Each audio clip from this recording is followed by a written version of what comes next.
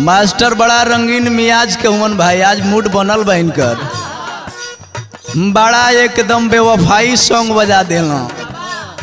ई कौनो प्रेमी और प्रेमिका के बीच के बात है। प्यार में धोखा खाइल प्रेमी पागल कुकुर के तरह गली गली घूमता।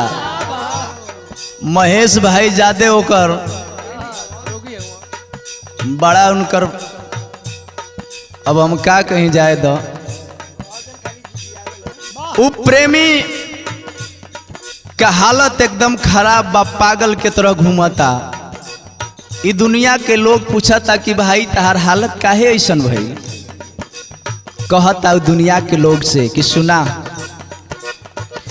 कि केहू केहू कहे तो देखा दी सीना फाड़ के।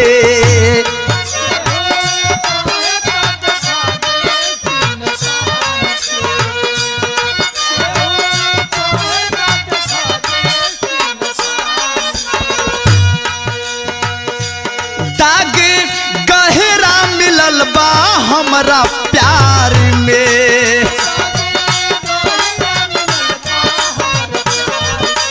बहुत ज्यादा चोट लागल हो।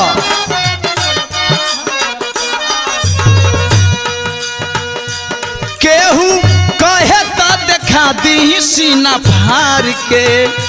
दाग गहरा मिलल बा हमरा प्यार में। उता दूसरा के डोली में सवार हो गइल।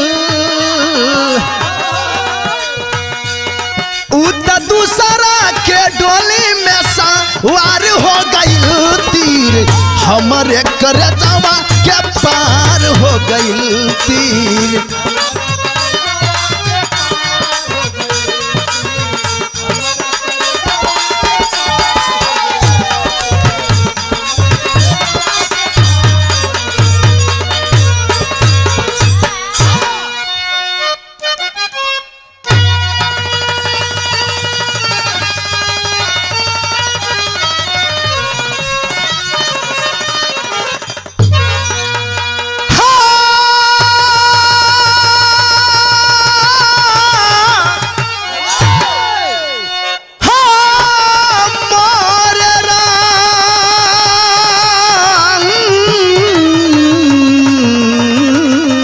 हो राम।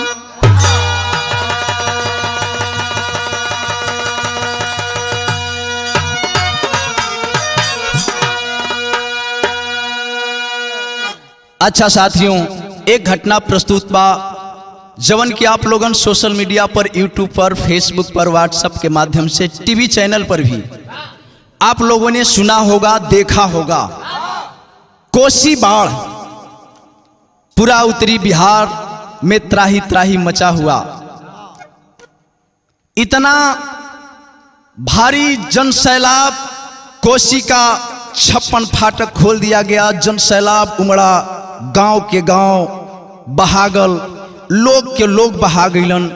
आप लोगन यूट्यूब के माध्यम से, टीवी पर, फेसबुक पर, सोशल मीडिया के माध्यम से आप लोगों ने देखा, सुना। उसी घटना को मैं बिरहा के रूप में प्रस्तुत कर रहा हूं। उम्मीद है आप पसंद करेंगे। बहुत बहुत धन्यवाद बा सब भोजपुरिया भाई लोगन के पांव छू के गोड़ लागत बानी। आशीर्वाद देव रहुआ सब, बहुत बहुत धन्यवाद। कवि जी बड़ी खूबसूरत बात भूमिका के अंदर देहलन है का।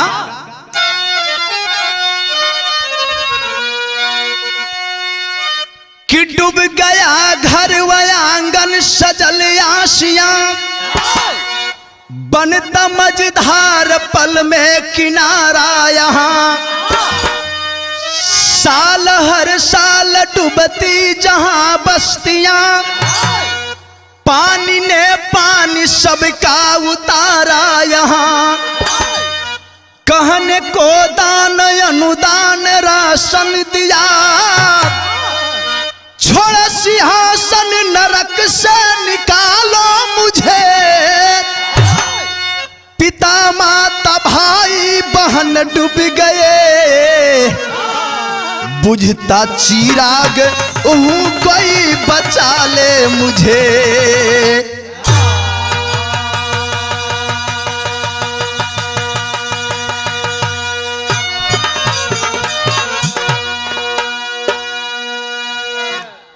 कोसी बाढ़ से उत्तरी बिहार, पूर्णिया, सुपौल, मधेपुरा, भागलपुर और तमाम तटवर्ती क्षेत्र बाढ़ के चपेट में आ गई।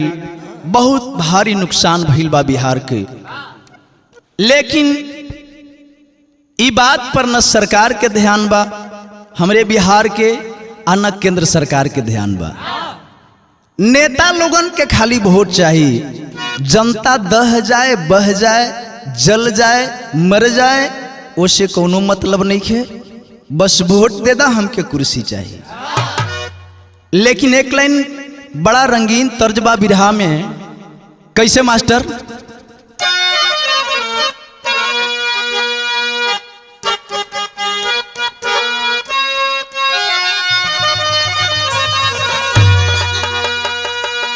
कोई आशिक अपने प्यार का इजहार अपने प्रेमिका से कर रहा है कि बोल कितना दिन लागी, बोल यही तरह टार बेटार कबले चली, बोल कितना दिन लागी, अरे हम क्या जमावे में,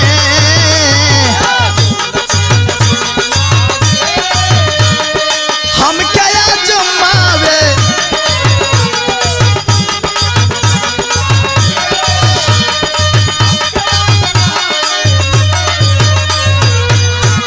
अरे बोल कितना दिन लागी, अरे हम क्या जमावे में।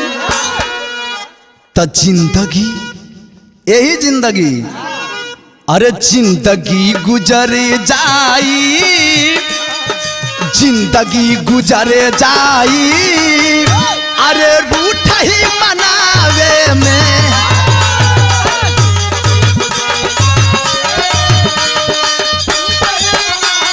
अरे जिया जिया बहादुर,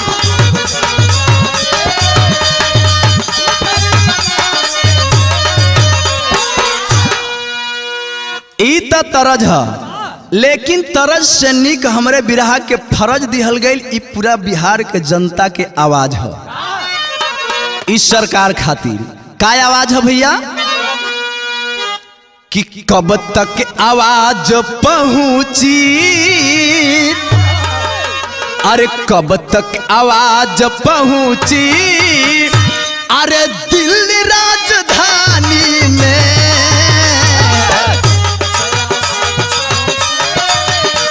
अरे दिल्ली राजधानी में।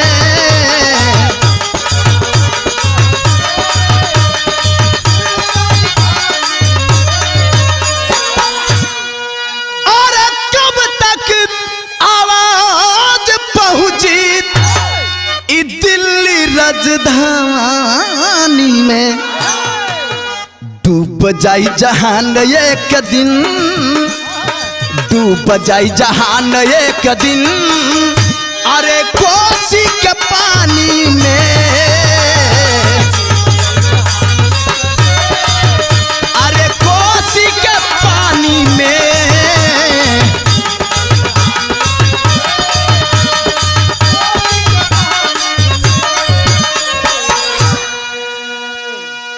कहानी के शुरुआत हो गई, एकदम बात साफ साफ समझ में आई। जैसे शीशा में सूरत लौकेला, ओ तरह कहानी एकदम झलके लगी, साफ साफ समझ में आई। कहानी के शुरुआत है मास्टर साहब।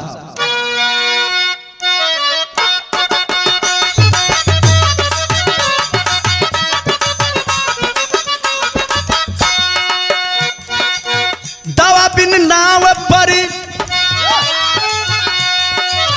दवा बिन नाव पर मरीज सांसें गिन रहा, किसी की रोटियां किसी ने यहां छीन रहा।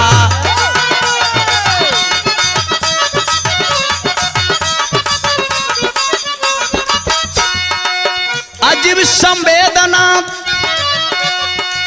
अजीब संवेदना बिहार की हवाओं में, अजीब संवेदना बिहार की हवाओं में, मिला मुआवजा वो भी फंस गया नेताओं में।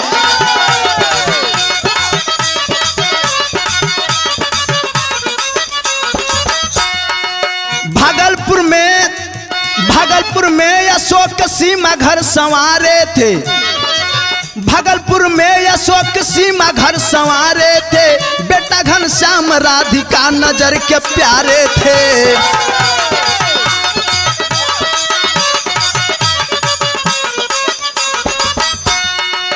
बीतती जिंदगी, अरे बीतती जिंदगी, बीतती जिंदगी मजदूरी और किसानी में, बीतती जिंदगी मजदूरी और किसानी में, डूबती खुशियां हरदम कोसी के पानी में।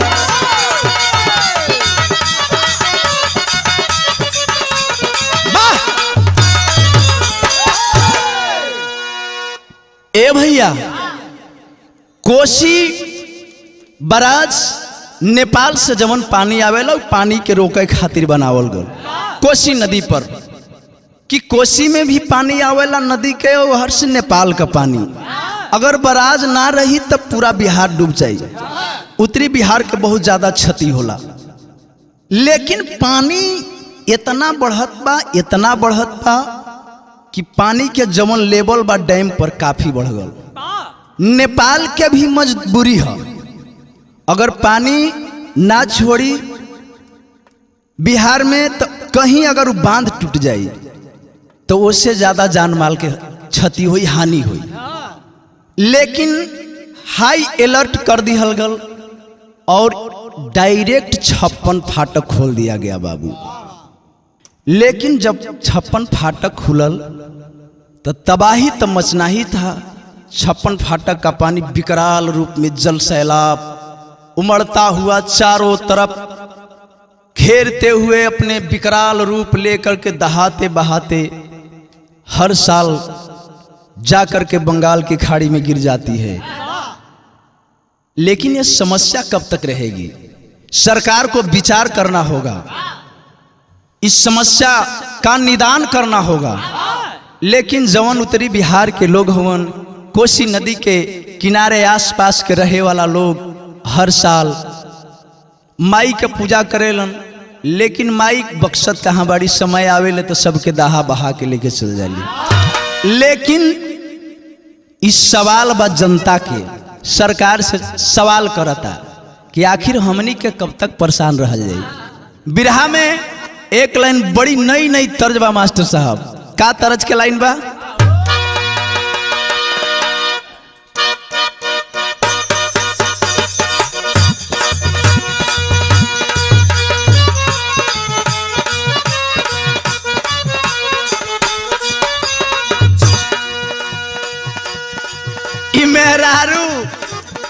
कमलेश भाई मतिन के मरद इन्हीं के मनावत है कि बिरहा गा के अल तो हम तहरा खातिर पहले ही तो तैयारी कैले बानी। एहू भूखासल रहना कहला कि का तैयारी में बा, तो कहत या इनका मलकाइन बतावत बड़ी कि आइए बला मरुआ कैली नाश्ता,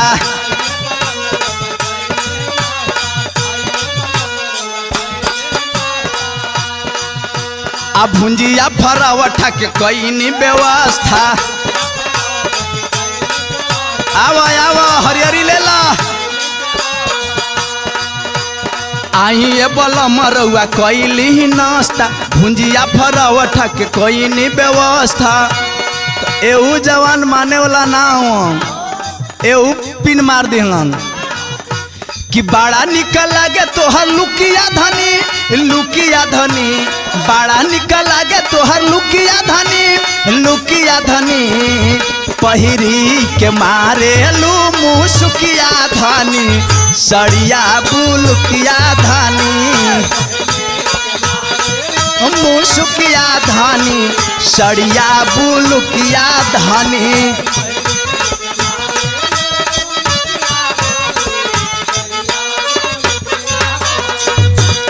लेकिन जनता के आवाज है सरकार से, तरज मौज मस्ती बदेबा, आप लोगन मजा ले ली, आनंद ले ली, लेकिन गाना के भाव स्थल पर गौर करी।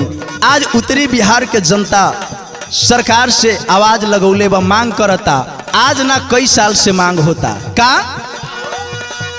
आवे बाढ़ हर साल कोसी में पानी, कोसी में पानी, होले बे घर लोग जान माल के हानि।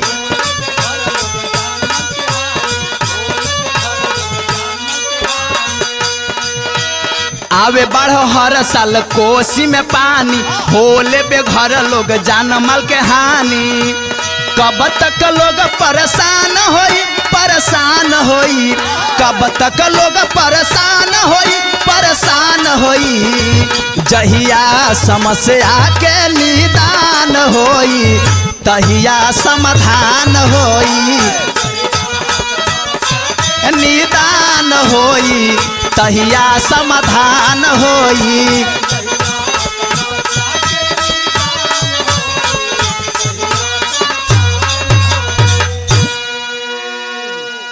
आखिर ई बात पर उत्तरी बिहार के लोगन खातिर सरकार के एक बार विचार करे के होई।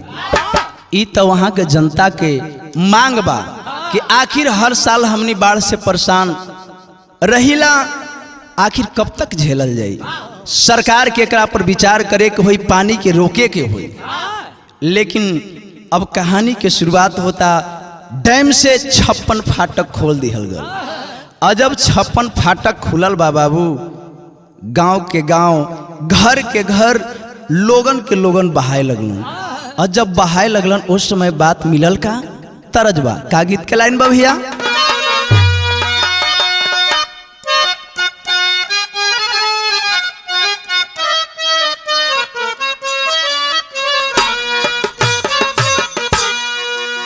तरज शनिक हमरे बिरहा का लाइन दिहल गई।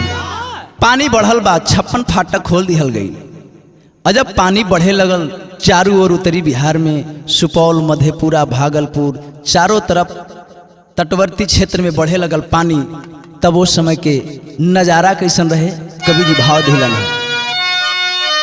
आरे बढ़े लागल नदिया में पानी, तब मचे लागल हाहाकार। आरे बढ़े लागल नदिया में पानी, तब मचे लागल हाहाकार।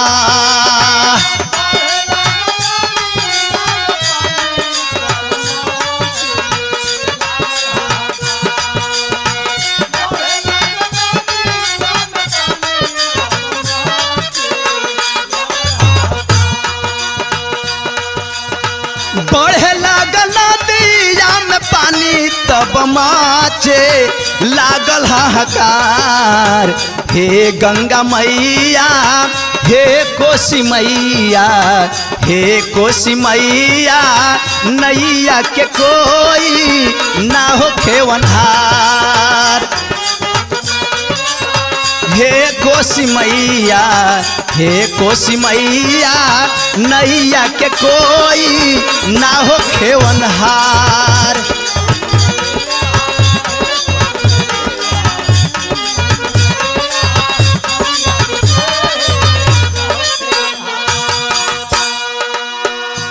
अरे हर साल मैया हो तो के,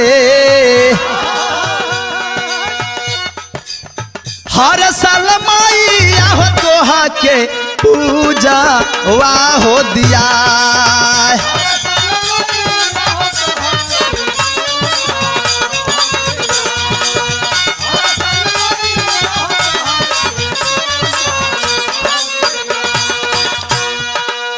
हर साल मैया हो तोहा के पूजा वाह हो दिया।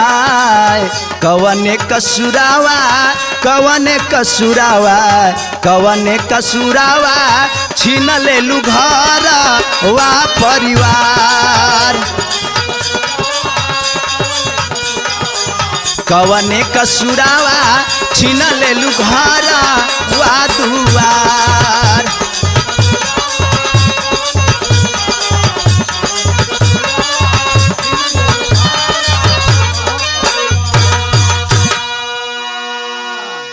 बढ़त बा, इतना जल स्तर बढ़त बा धीरे धीरे हर नदी का। कोसी के पानी तो बेकाबू होखल जात है। 56 फाटक खुलल बा, 56 फाटक के पानी रोकल संभव नहीं खे। लेकिन वही भागलपुर के अशोक, पत्नी के नाम सीमा, बेटा के नाम घनश्याम और बेटी के नाम राधिका है। दिन तक तो हालात ठीक रहल, लोगन के विश्वास हो गई कि अब लगता कि पानी ज्यादा न बढ़ पाई। लेकिन धीरे धीरे सब लोग खाना पीना खा के रात में अपन अपन घर में लोग सुत गईलन।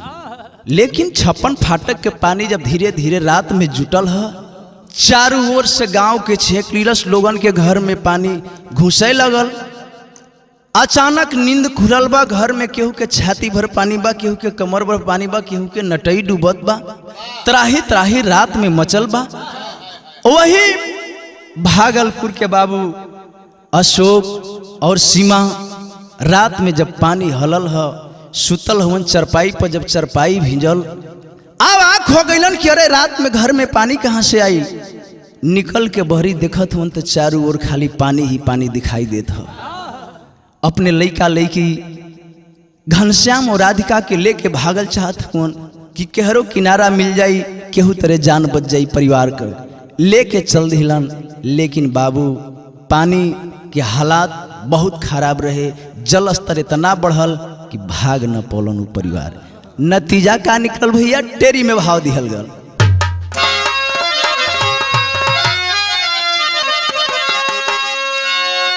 अरे कोसी का जल स्तर बढ़ गया, हाँ।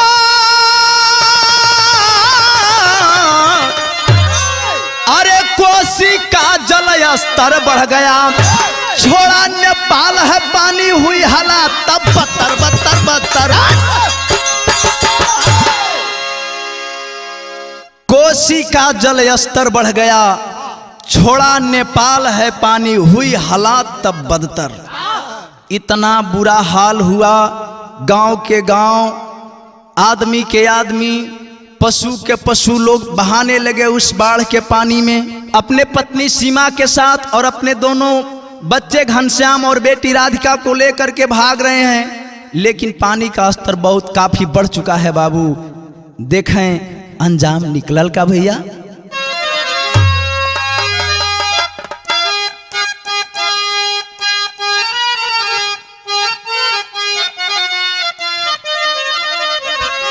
तरस सनिक बिरहा के हमरे भाव दिहल गल। नतीजा का निकलल कि घरवा में पानी आइले, अरे घरवा में पानी आइले, अरे लोग ना पलायन कैले, लोग ना पलायन कैले।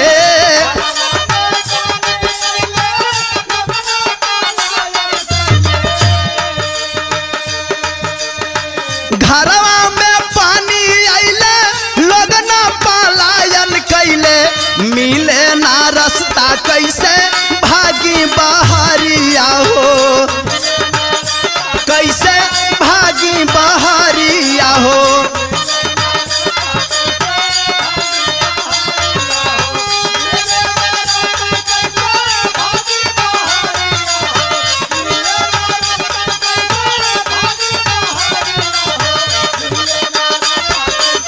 भागी बहरिया हो।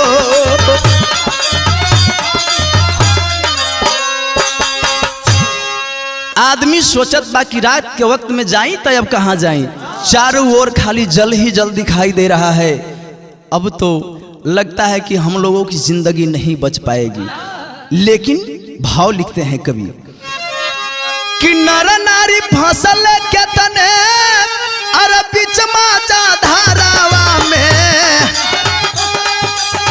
बीच माजा धारावा में,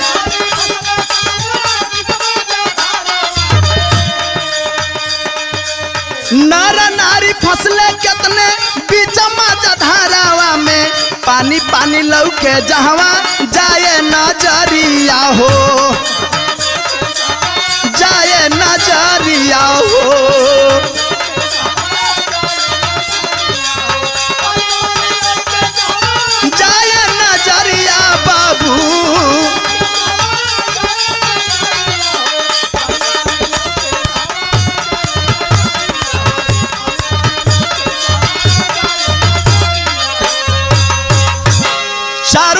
केवल जल ही जल दिखाई दे रहा है। अशोक, सीमा, साथ में दोनों बच्चे घनश्याम और राधिका। जाऊं तो कहां जाऊं, भाई बहन को पकड़े हुए है कलाई, मां बेटी की कलाई को पकड़ी है। अशोक अपने पत्नी की कलाई को पकड़ लेते हैं कि किसी तरह से निकला जाए इस पानी से। लेकिन हुआ क्या कि रतिया में घर छोड़ ले राधिका घनश्याम संगवा।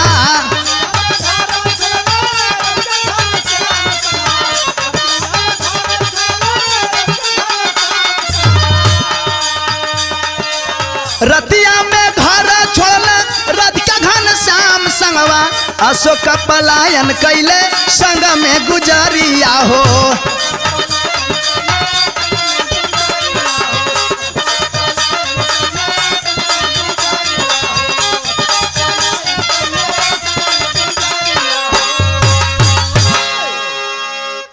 चारों परिवार एक दूसरे का कलाई पकड़ करके किसी तरह से घर से बाहर पानी से निकलना चाहते हैं कि कहीं किनारा मिल जाए। लेकिन पानी का सैलाब इतना है कि किनारा मिलना संभव नहीं, किनारा मिलना संभव नहीं है बाबू।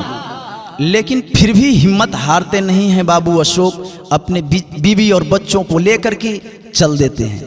उसी पानी में कमर भर पानी है, निकल रहे हैं अपने बीवी और बच्चों को लेकर के बाबू। तब तक देखें हुआ क्या।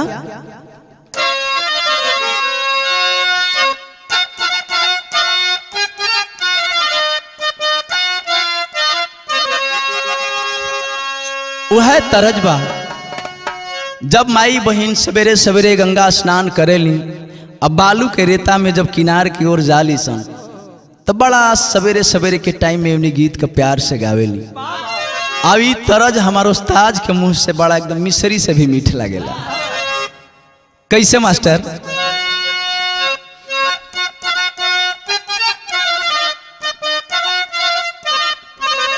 यह तरज है कि आरे गंगा माई के ऊंची बात अररियानु हो, ओह पे बैठे भगवान।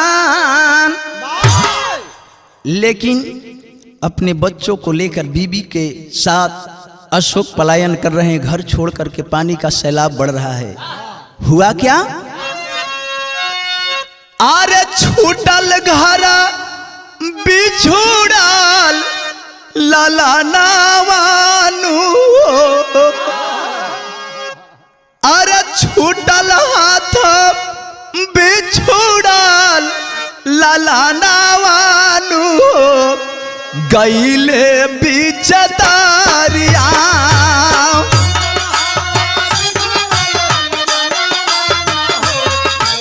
बीच दरिया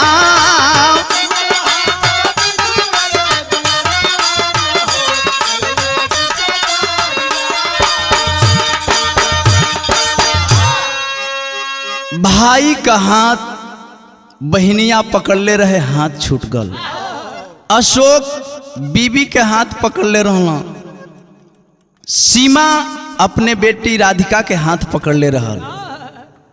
लेकिन छोटा भाई घनश्याम का हाथ छूटा है बाबू। पानी की धार इतनी तेज है कि बहा करके दरियाओं की ओर लेकर खींचकर चला गया। लेकिन माई बाबू एक तरफ बहात हवन, बहनिया से बर्दाश्त ना भई। देखत बिया कि अखिया के सोझा हमर भाई हमार मुन्ना पानी में बहत बा, डूबत बा। बहन से बर्दाश्त ना भई। अजब बहनिया से बर्दाश्त ना भई त कैले का बा?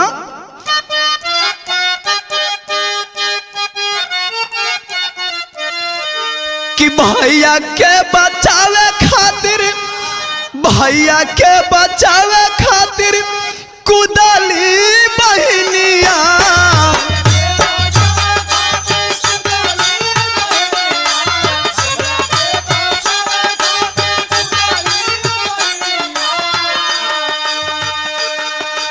तेरे नाया वेला पिए लगली पनिया।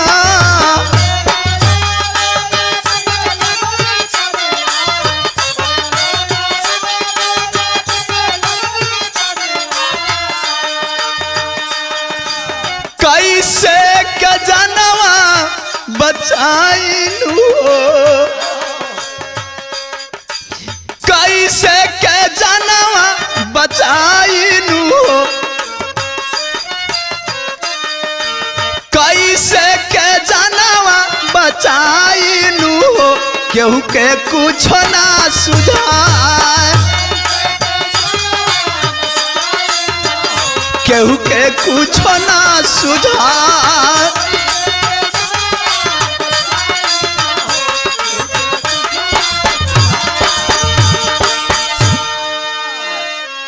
बहनिया से ना बर्दाश्त भइल राधिका अपन छोट भाई घनश्याम के बचावे खातिर वही तेज धारा में कूद गई। भाई डूबत बा बहनिया छाने खातिर कूद त गई लेकिन तैरे के ना जानत था। बहनियों डूबे लागल, एक तरफ माई बाबू डूबत हुआ, एक तरफ भाई डूबत बा, एक तरफ बहनिया डूबत है। दृश्य बहुत भयावह है बाबू।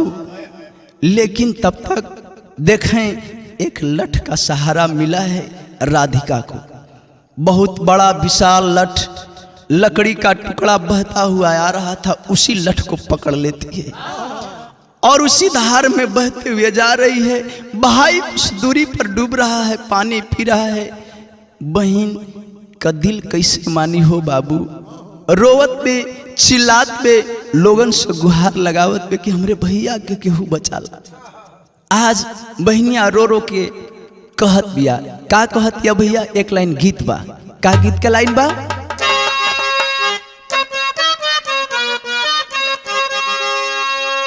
तरज सनिक हमरे बिरहा का भाव दिहल गई। आज बहनिया वही लठ पकड़ ले बिया, बहुत जात पे पानी में आ कहतिया कि अरे बचाला कोई बबुआ के, अरे बचाला कोई बबुआ के लूट संसार हो, बचाला कोई बबुआ के।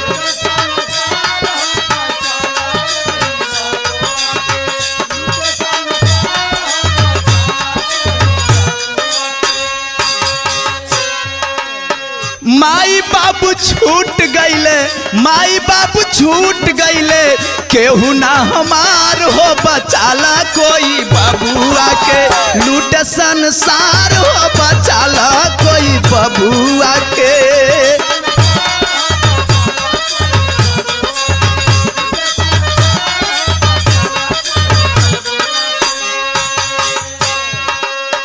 मिल गईल राधिका के, मिल गईल राधिका के लकड़ी के सहारा।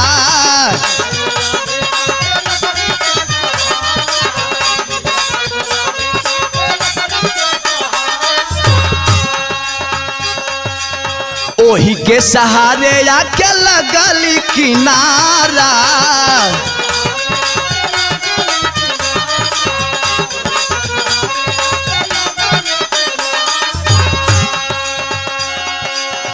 आई के इकट्ठा भइले, आई के इकट्ठा भइले, लोगवा हजार हो, बचाला कोई बबुआ के लूटे संसार हो, बचाला कोई बबुआ के।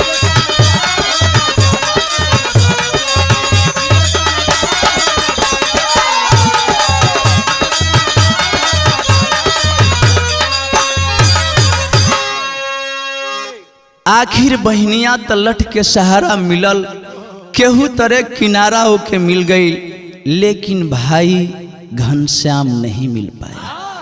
उस जल सैलाब में छोटा सा भाई घनश्याम डूब गया बा।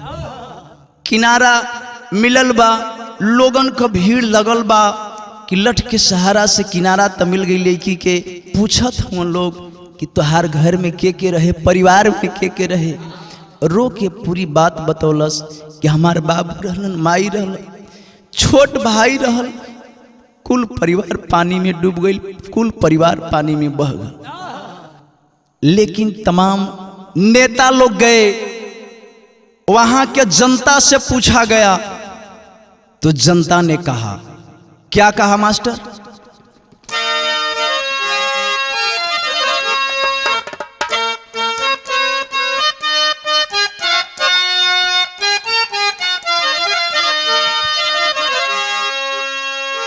कि अरे घर आंगन परिवार बा छूटल। आज वो लड़की राधिका बिहार के नेताओं से कह रही है कि कान खोल कर सुन लो, मेरा तो पूरा सजाया हुआ बागीचा घर परिवार उजड़ गया, लेकिन कब तक जो बच रहे हैं उनका परिवार तो बचना चाहिए। अरे घर आंगन परिवार बा छूटल, बेघर लोग हजार, मौन कहे सरकार बिहार के, मौन कहे सरकार, ए सरकार बिहार के।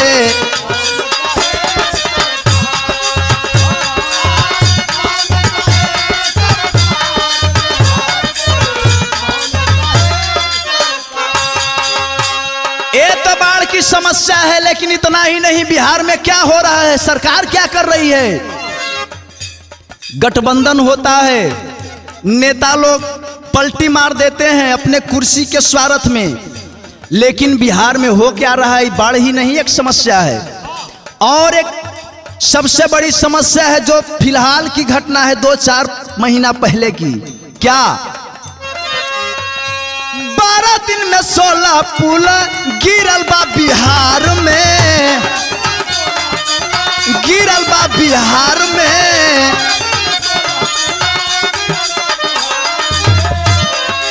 और ये सरकार, वर्तमान सरकार जो केंद्र में है या बिहार में है या उत्तर प्रदेश में है, हर प्रदेश की मैं बात करता हूं, अरे शोषित के शोषण होता यह सरकार में।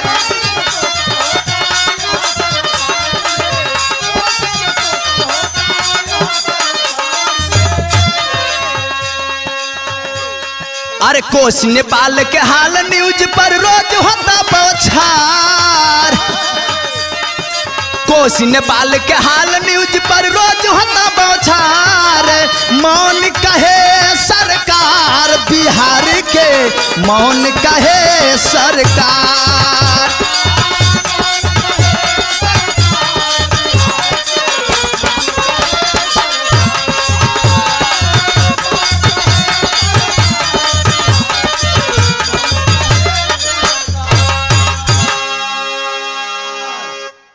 बिहार सरकार, केंद्र सरकार कर क्या रही है। मुआवजा दिया जाता है बाढ़ के नाम पर, वो भी नेताओं के बीच में रह जाता है। केंद्र से कुछ मिलता है, बिहार आते आते वो भी खत्म। पुल बनाए जा रहे हैं अरबों अरबों रुपया लगा करके, 10 साल 5 साल भी नहीं हो रहा है, महीना 2 महीने के अंदर पुल धंस जाता। बाहर बिहार का नेता केंद्र में चलाने वाले सरकार कुर्सी पर बैठ करके सत्ता के लालच में पूरे हिंदुस्तान को बर्बाद कर रहे हैं। और बिहार की जनता बाढ़ से तो कहीं पुल गिरने से, कहीं सुखाड़ से त्राही त्राही माम है, त्राही त्राही माम है पूरे बिहार में। और सरकार कुर्सी पर बैठकर ऐशो आराम कर रही है। लेकिन कवि जी अल्लाह के लाइन में ऊंची बात दिलाना, सरकार के जगावत हो, जागरूक करत हूं। कैसे?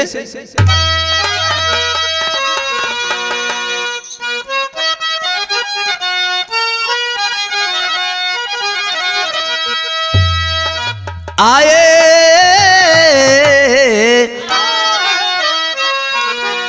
अरे कोसी नेपाल के हालात,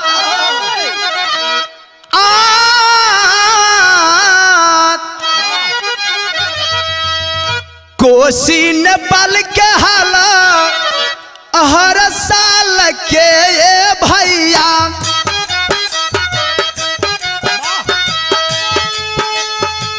मचे त्राही त्राही कहीं मचे हाहाकार,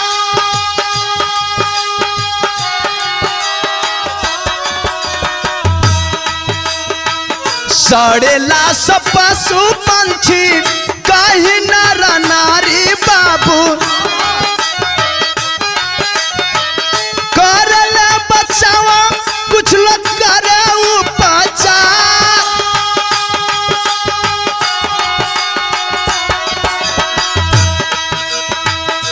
मगरमच्छ सीमा के दाया पैर खाई गईले बाबू, लहू लुहान तन लागल बकिनारे,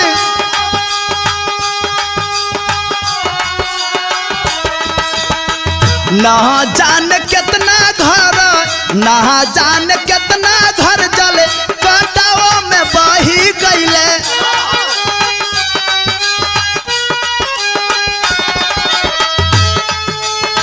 रोज न रोज कुछ न कुछ मिले समाचार,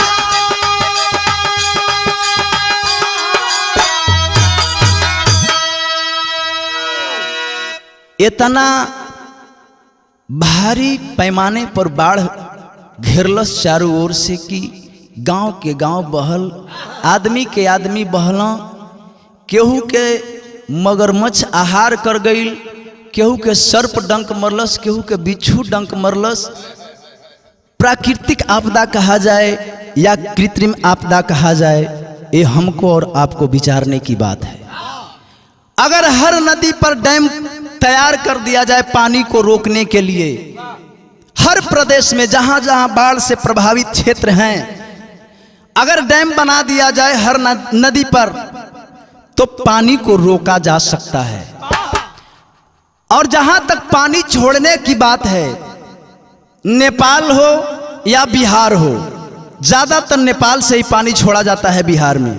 तो नेपाल पानी पहले से क्यों नहीं धीरे धीरे अपने डैम से निकालती है? जब डैम ओवर हो जाता है तब अचानक 56 फाटक तक, कभी 50 फाटक तक, कभी 40 फाटक खोल देती है, और जिसका अंजाम बिहार को भुगतना पड़ता है। सरकार को विचार करना चाहिए। पानी है डैम में, ठीक है, लेकिन उसका निकास भी होना चाहिए। है तो धीरे धीरे आप निकालते रहिए, ये निदान होना चाहिए। लेकिन निदान कब होला? पानी जब देखे ना लोग कि अब बराज टूटे वाली हो, अब केहू मर जाए, केहू बहा जाए, उससे केहू के मतलब, केहू के मतलब नहीं कि बस खाली फाटक होला, पानी निकाला, बहावा। लेकिन निदान कभी लिखते हैं आखिरी लाइन में, क्या?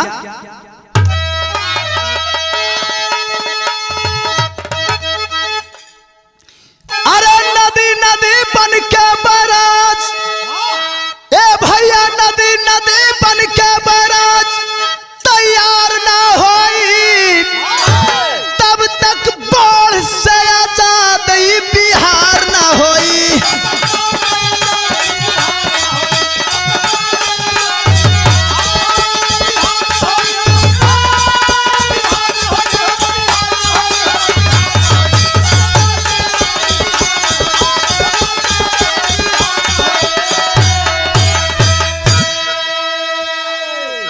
कवि की विचार है, हमारे कवि जी की अपनी सोच है। विकास पांडे जी को मैं बहुत बहुत धन्यवाद देना चाहता हूं। उन्होंने लिखा इस लाइन को कि सरकार जागरूक हो और करे क्या? बूढ़ी गंडक और गंडक घाघरा और गंगा पर, बागमती कोसी कमला बराज महानंदा पर, अरे रोटी कपड़ा पटला से नवरिया पार ना होई, तब तक बाढ़ से आजाद बिहार न होए।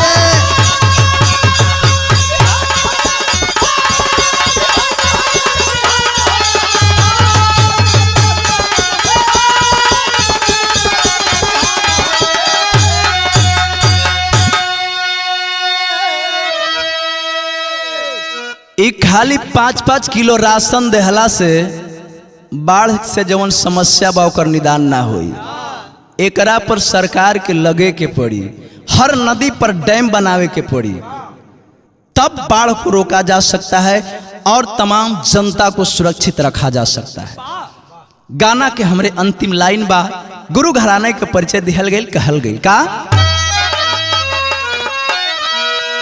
जय जखाड़ गुरु स्वामी जी के ओम प्रकाश फुलवारे, अनुज लाल संग नंद बिहारी मितवा जी बने पुजारी।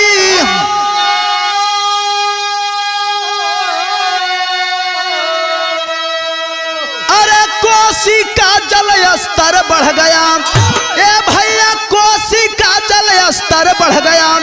ज्ञानी